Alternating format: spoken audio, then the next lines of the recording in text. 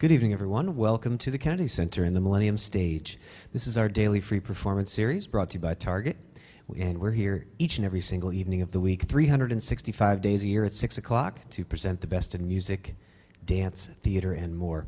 If you are ever unable to join us in person, but you'd still like to see a show, please visit us online at kennedy-center.org. There we broadcast each and every single show live at 6 o'clock, and we also make them available for viewing in our archives, so after the performance is finished, you can tune back in and check it out again. All right, without further ado, ladies and gentlemen, won't you please join me welcoming back to the Millennium stage, Dance Exchange.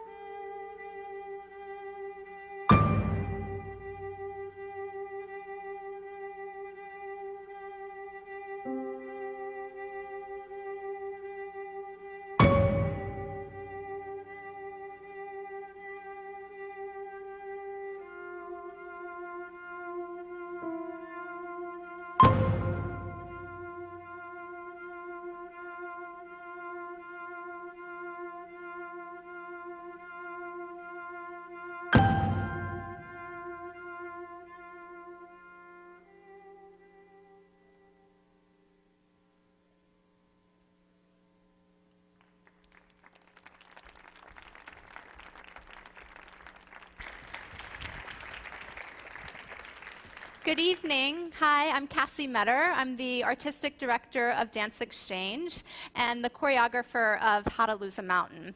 This project, How to Lose a Mountain, really has two origin stories. And it's sort of the moment where these two stories converged in my mind that the project really started to take shape. And the first story relates to the section that you've just seen.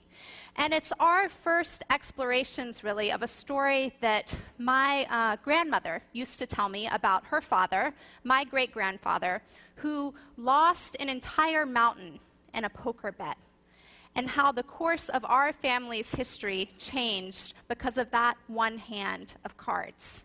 The second story actually relates to a whole region of lost mountains. But my discovery of that region actually starts somewhere much further away in the rainforest of Guyana, South America. 3 years ago, I had the opportunity to co-teach a course with a group of artists and scientists in Guyana. And during this time, this was really my first time living outdoors for any extended time. So I had one shower in those 11 days. I had a single headlight that was sort of my source guiding my way. And if we needed water, we collected that from the river or from the sky. If we needed light, it came from the sun or from the stars or from what we could actually carry on our own bodies. And there was something about this proximity, the fact that we could actually sort of reach out and touch these sources, that I saw clearly for the first time the relationship between what I use and what nature provides. Now, the real discovery, though, actually happened when I got home. And for the past 10 years, I've pretty much been touring nonstop with the Dance Exchange. So I really value my time at home. And it's usually a comforting thing to return home. But that wasn't the case this time. And I've actually felt pretty unsettled in my own home since returning from that trip. And I remember clearly sort of waking up one morning and realizing that I didn't know where any of this stuff around me, where that was coming from. I didn't know the story behind it. It was like the narratives had been stripped, had no idea about the story. So I started to do a little bit of research about some of the things that I use day to day. So water, produce, electricity, where are these things coming from? And I was pretty shocked to find out that actually my home in Washington, D.C. is directly linked to mountaintop removal. So the coal that's being extracted from those mountains is being sent to a power plant that then feeds my home. So my impulse when I found this out wasn't to necessarily just keep reading on the internet or get some books about it. I actually wanted to see what it would mean to cover that distance using the resource of my own body. So that brings us to today. This is the first day of a 500-mile walk. We started this morning from my house in D.C., short little distance to the Dance Exchange, just about a 10-minute walk. And after a wonderful sort of send-off breakfast there, we headed to Rock Creek Park. We were working with the Forest Service and some of the rangers there to get some of the local schools out to think about not only the resources that travel great distances to be in our lives, but also the beauty and the value of the resources that are in our own communities.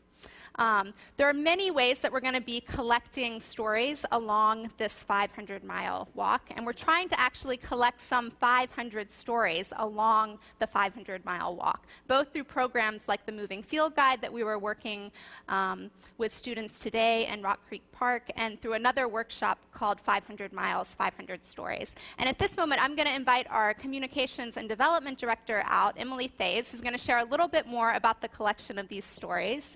And just to say, too, that it's not just me doing this walk. I'll be the one doing the whole thing, but I'm going to be joined by artists and by the dancers, by designers, by scientists doing this walk with me. Thanks, Cassie, and thanks, everyone, for being here tonight. Cassie, do you have the cards that we've designed? So I'm going to share with you a few ways that we're collecting these stories. One is through these gorgeous cards that we've had designed for us by somebody named Jenny Greer. I can see you all looking. And what you can see above you right now are some versions of the cards that are actually online. This is an app that we're working on developing for iPads and iPods and iPhones, so you'll be able to download that at some point. Unfortunately, what I can't show you today is a website that I hope that you all will go to. It's called 500miles500stories.com. I think I see some of you out there right now checking it out on your phones, so that's good. I want you to go home tonight and check it out too. It's the place that we're going to be collecting these stories and posting the stories. So we'll be sharing the stories that we gather from along the trail and from far beyond. Even today at our moving field guide, we got some great stories from the students that were there, and if you go to the website in the next couple of days, you'll see some of those stories.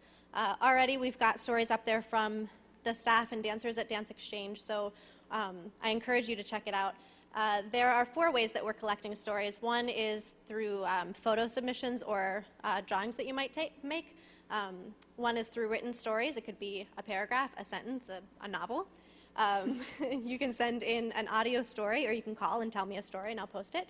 And we're also collecting video stories. So you'll see a sampling of those that are available online, and we certainly will be gathering more. What you'll see on the homepage actually is the trail that the dancers will be walking, and we'll be posting the stories as they walk so you can see how it's filling in along the way.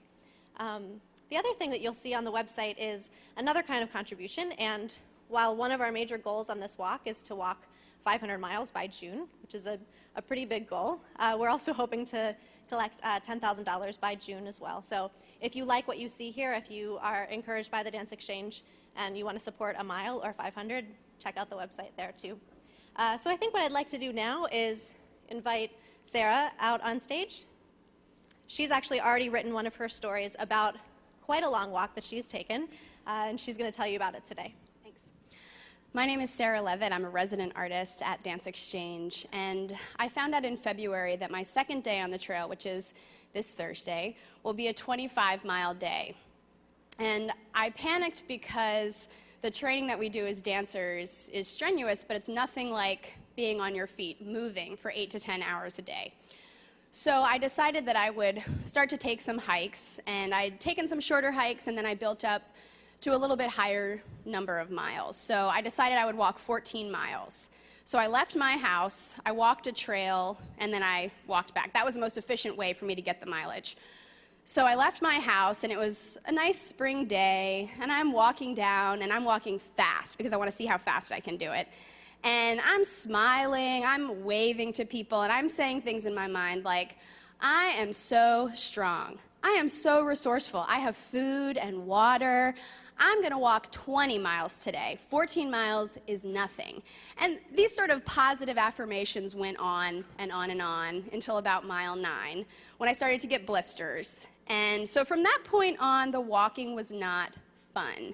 And I sort of ended up like limping back to my apartment, taking off my shoes and socks, seeing 2 huge blisters on my heels. And then I started to wonder how I was going to go to rehearsal the next day with Cassie. So I went into rehearsal that day, and I told Cassie about the walk that I had taken. And she said, well, why don't we make a dance about it? Great. Thanks, Sarah. I'm going to let Sarah and the other dancers set up. So all that soreness in Sarah's body was in one way already a kind of way that Sarah had documented the distance that she had traveled with her body. But we were interested in rehearsal, how we could go from this 4-hour walk down to a 12-minute conversation to this 2-minute dance that you're going to see now.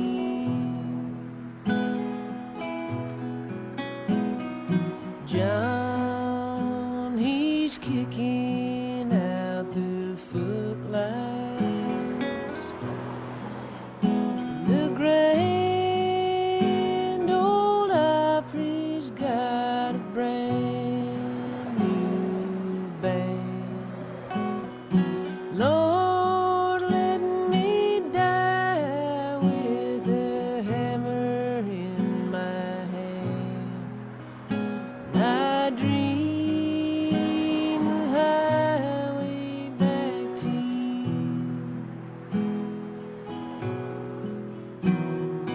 I think I'll move down to Memphis and thank the hatchet man who forked my tongue. I'll lie and wait until the wagons come and dream the highway back to you.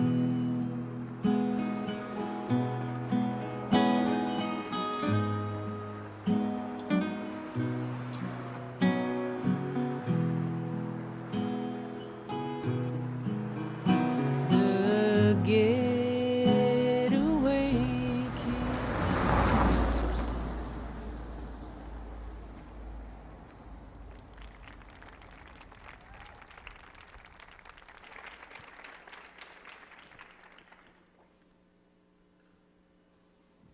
So each of these cards has a different question or prompt. And one of the ones that I've been interested in as I'm getting ready to take this trip is thinking about finishing the thought, each day I carry with me. So I thought I would share with you now, actually, what I'm going to be carrying for the next 2 months. So everything fits into this pack here. We'll be having people meet us along the way to bring some more food out and things like that. Right now, I think I have about 6 days of food in the pack. So we'll start out with that here. Then there's sort of this handy trash compactor bag, which is going to keep everything that is dry, keep everything dry that's in my pack here. Now, this may seem like a kind of obvious thing, but I only realized it a couple weeks ago, which is that every night for the next 2 months, I will be sleeping in a different place and sleeping outside. This here is going to be my bed. Inflates a little bit here. So I also have a notebook for some writing there. And then here's some extra, let's see, we have a quilt in here to keep me warm at night, and a few extra items here. So I'll have the clothing that is on my body now.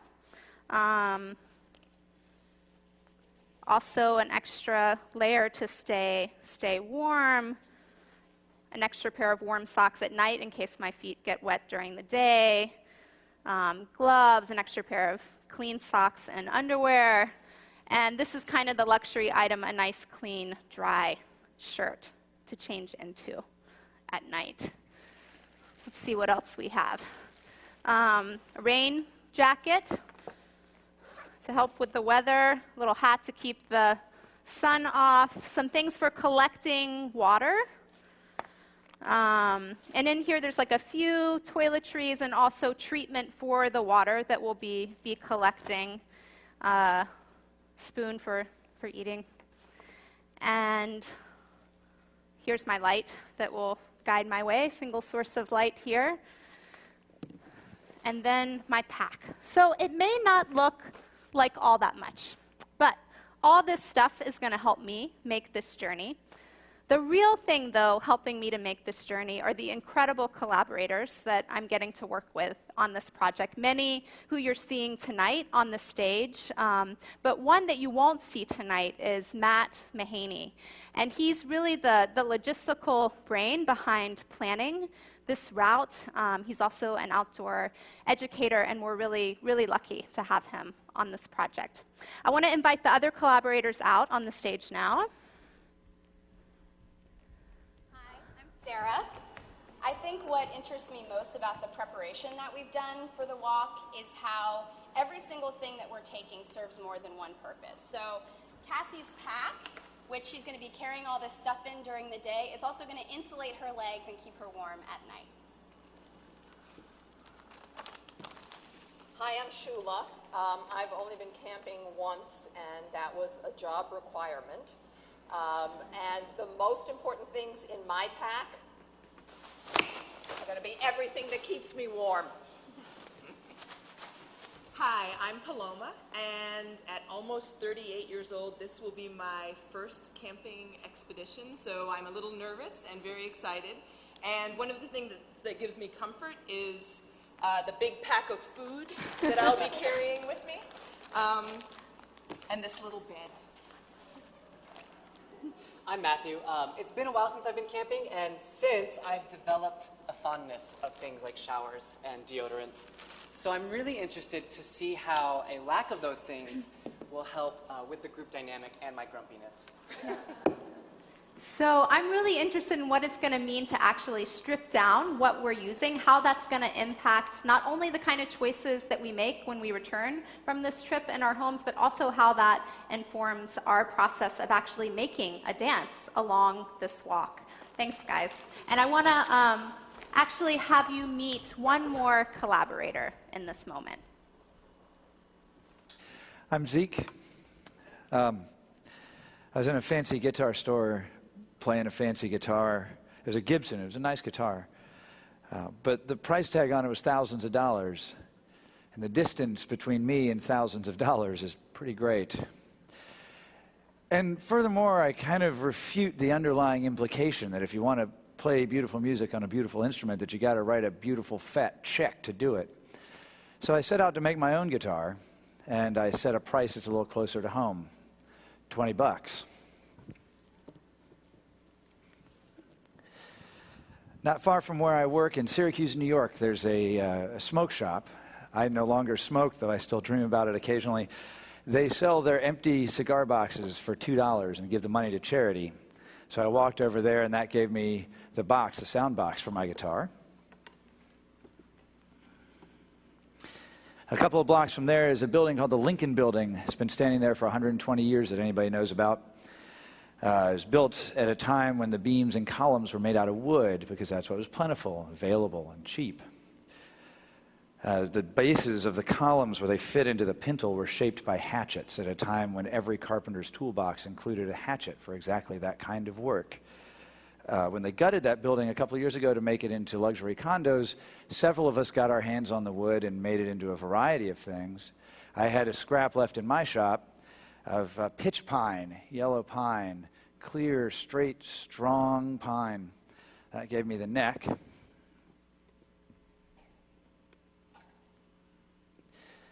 Near there, a couple blocks away, I knew I needed a piece of hardware on this end called the tail piece to hold the strings, and a piece of hardware on this end called the nut to run the strings across. Near the Lincoln Building is the Habitat for Humanity Restore. You've got one of those here over in Gaithersburg. I'm good friends with the folks that run ours, and I went in, they sold me this beat-up old hinge and this rusty old bolt for 25 cents. That left only these pieces of hardware here. Pretty technical, these. You sort of have to go to a music store. About 10 miles away from where I live, there's a great local music shop run by a guy named Terry, who is a gifted musician but also a gifted craftsperson. He builds and repairs instruments in addition to playing them, and back in his workroom he has a coffee can full of parts from repairs of years gone by. He sold me 3 of these pegs, mismatched pegs from old repairs, for a couple of bucks a piece, and sold me some strings. I had to do some traveling, and I wanted to take this with me. And so I had to make it small enough to fit into my suitcase, which is something that a regular size guitar wouldn't do. So I made a tenor size guitar, shorter neck, shorter scale length. The distance between the bridge and the nut is 23 inches. And the distance from here to here is 10 miles.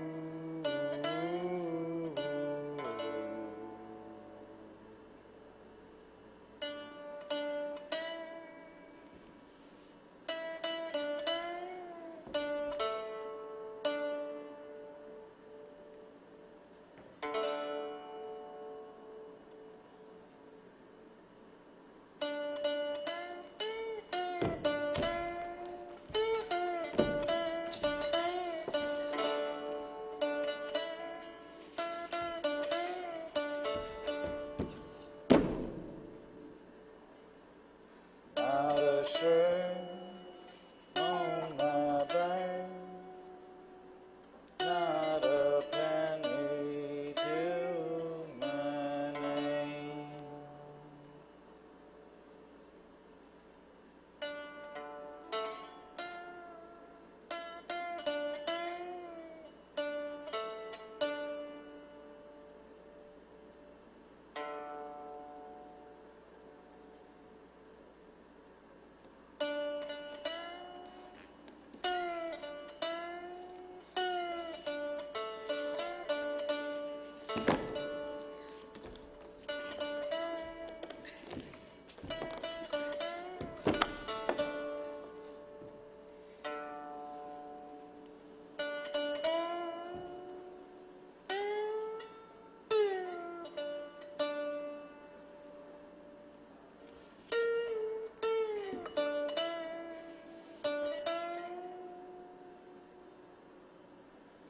Lord, I can't go home.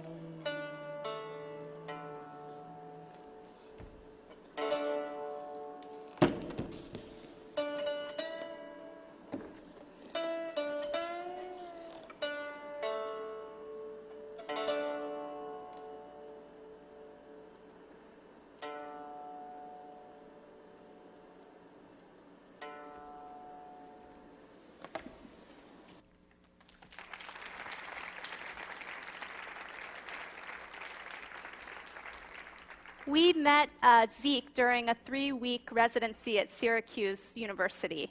And as the company was getting ready to go, we knew that we wanted to spend some of our time there asking some of the questions we were getting ready to ask ourselves on this trek that we're about to take. Questions about distance. So when we went to Syracuse on the planning visit, I asked the presenter there, Carol Brzezowski, what would be an interesting distance for the community of Syracuse to explore. And for her, that was the distance between the campus and the community. But what we found as we head out into the community over the next 3 weeks was that everyone had a really different response to that question. For some, it was the distance of the paved-over Erie Canal. For others, it was the wealth gap in the town. For some, it was the distance that people traveled for freedom during the time of the Underground Railroad.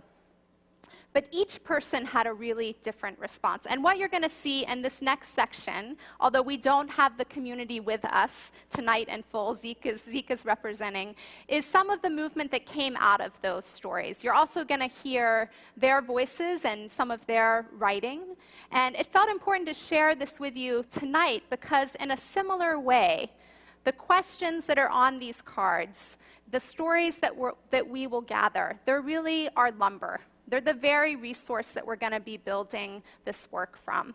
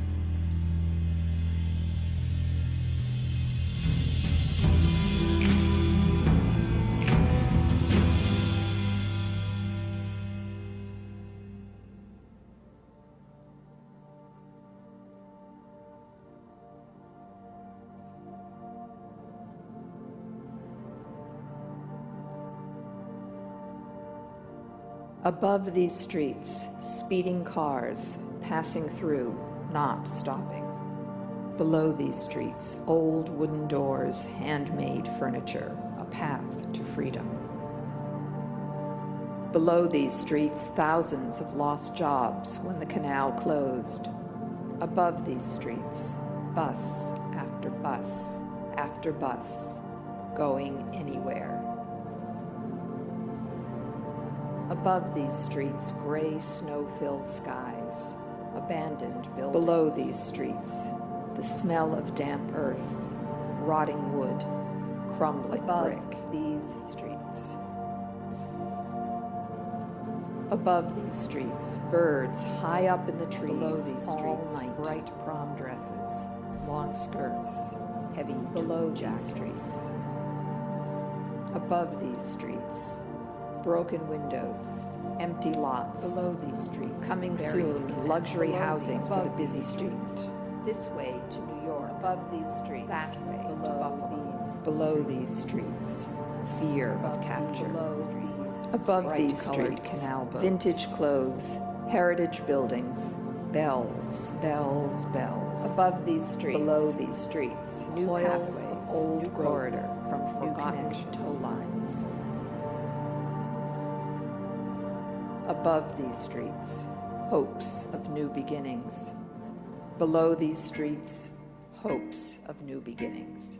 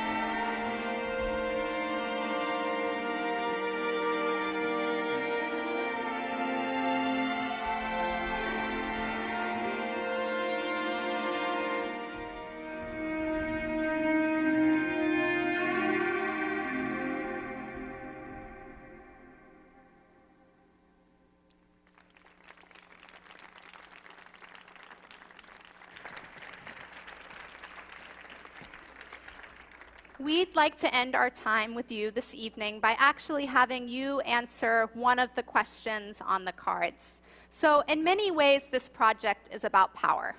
The literal power that we use in our homes, but also the people, places, and experiences that give us power. So in this moment, I'm going to ask you to just turn to your neighbor, someone that's sitting next to you, and share something with this neighbor, something that powers you. Yeah?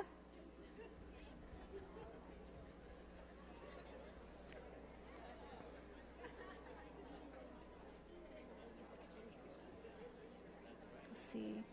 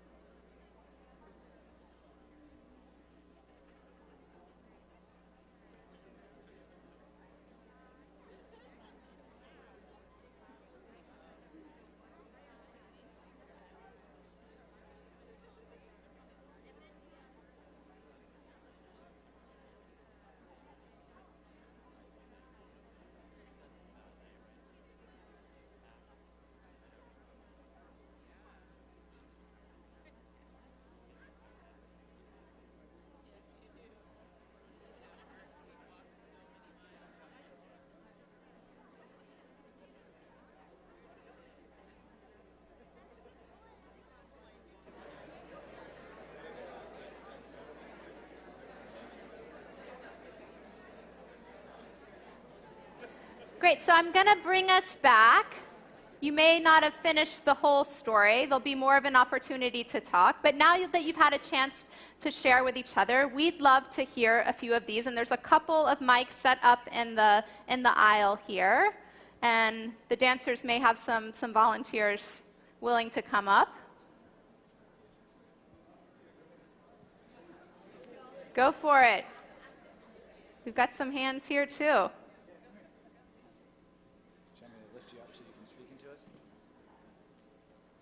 Food.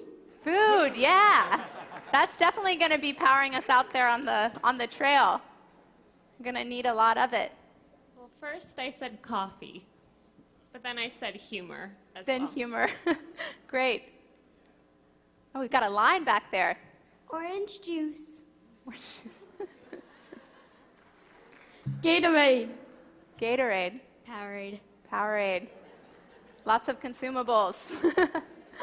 Yeah, Zeke, you have one. I was talking to this gentleman over here, Don. He said he's powered by air. By air. I like that. It's a free resource. Yeah. Sleep. Sleep. Yeah. Friends. By maybe. friends.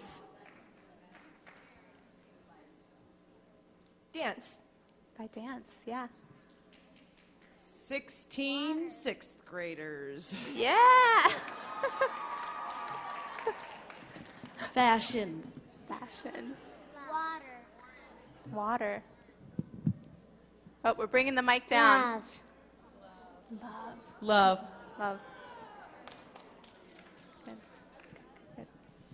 Well, now that we've gotten a chance to hear a few of these, If you all look inside your program, you should have a postcard in there. Can someone hold one up? I meant to bring one up here with me. Great, great.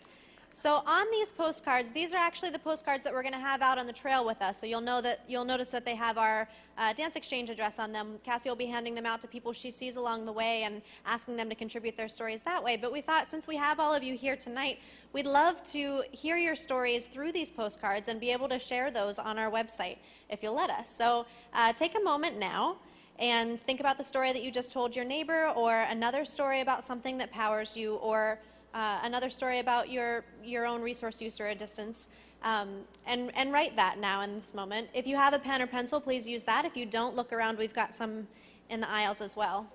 So we'll give you a few minutes to write. yeah, raise your hand high. There's some baskets passing by, and we'll just bring in some music, and as the music comes in, you can write, and as the music goes out, you'll just finish your thoughts. So collect any of the things that you heard or your own story.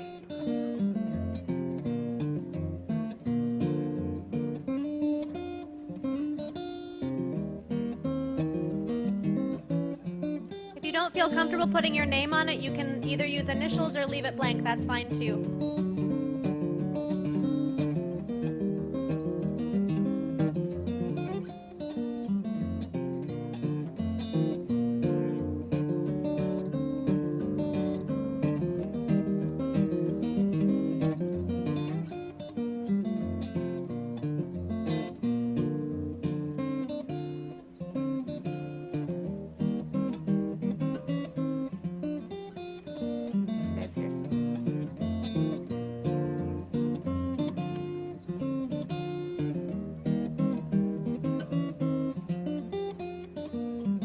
Great, so just finding a way to bring whatever idea you're on, whatever thought to a close, and we'll come back together. We've got some people in the aisles with baskets. If you can pass your card towards them, or on your way out, put it in the basket. Yeah, and if you may not have had a chance to finish all of the story, you'll have more time after the show, but while you were busy writing, we were busy making actually a quick dance from some of these stories that we'd like to share with you now. So I spent some time talking to Ariana and Amelia, and I was really struck by the range of things that powers them.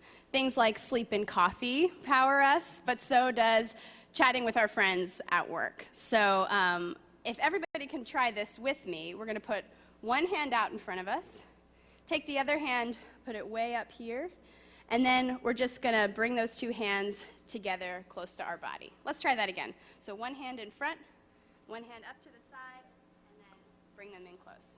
Nice, great. Well, what Don was saying when he said air, I said, what do you mean? What powers me? He says, air. So I kind of like that. It's out there. so maybe that's air. Yeah, let's try that. Yeah. So just out like that. Yeah.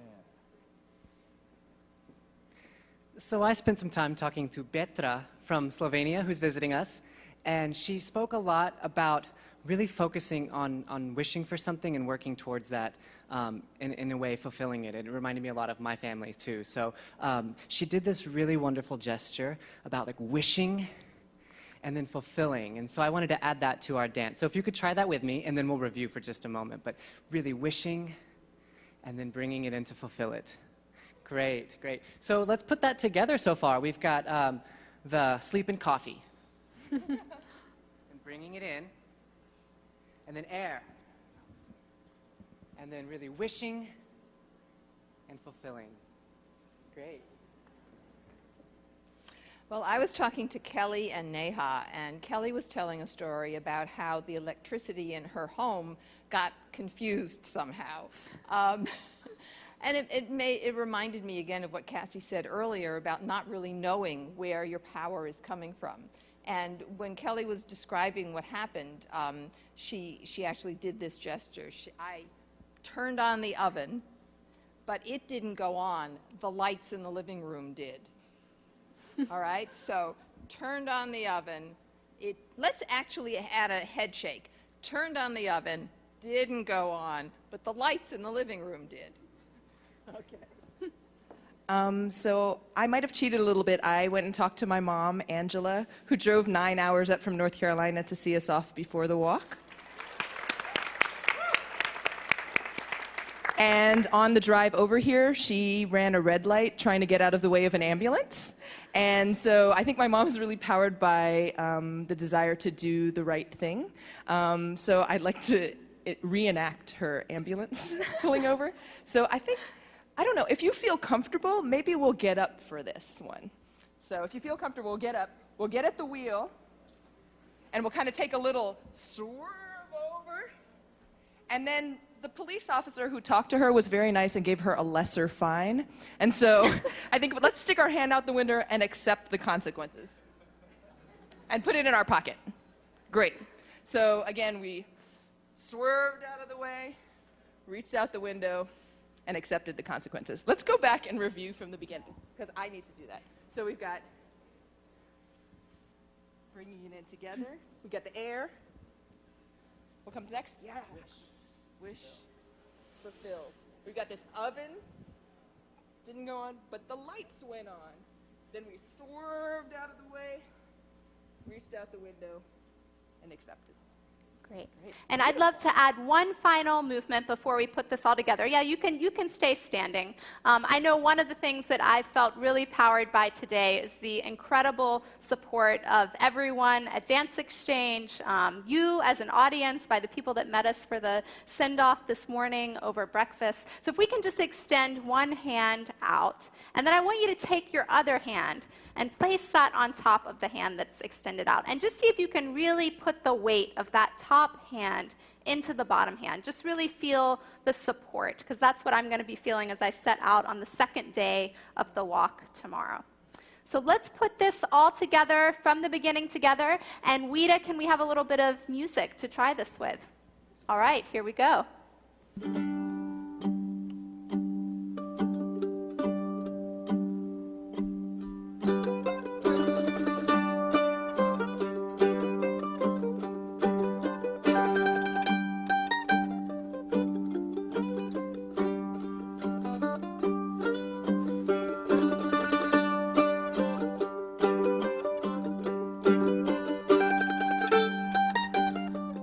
One more time from the beginning. Here we go.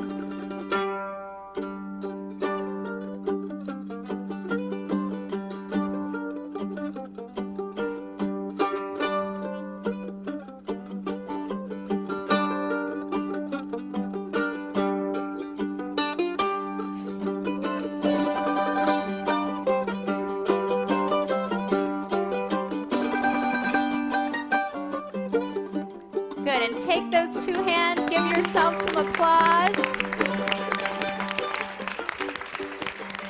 I'd like to end just by thanking the Kennedy Center for having us, for thanking all of the Dance Exchange staff, the incredible board, all of the crew, both from Dance Exchange and from the Kennedy Center. I'd like to thank our lead commissioners on the project, Dance Place here in Washington, D.C., which is where the work will premiere, and the Kohler Arts Center in Sheboygan, Wisconsin.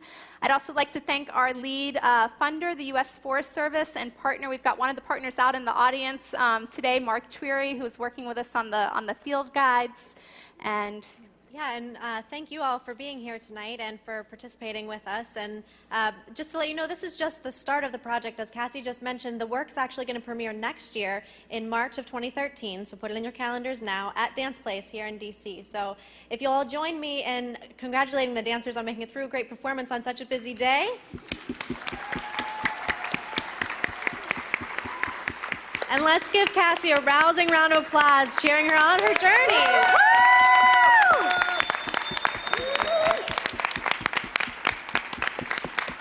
Thank y'all. Have a good night. Thanks for coming out. And if you didn't turn in your postcards, there's some baskets around the audience. Thanks.